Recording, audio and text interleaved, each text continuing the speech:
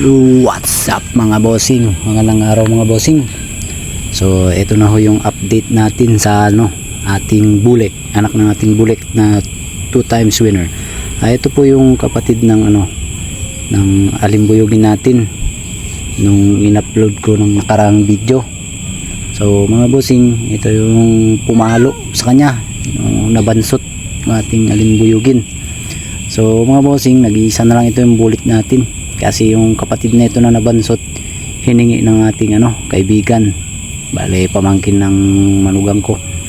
So ito mga bossing, nasa 4 months old, running to 5. Ayan, bulik, ring legs, manang mana sa tatay mga bossing. So ayan, naglulugon mga bossing, ganda, bulto yung katawan mga bossing. Gisa na lang to, yung mga babae kinatay natin na para may pang-ulam. So yun lang mga bossing. Sana'y nasa mabuti kayong kalagayan. Salamat. Paalam. God bless.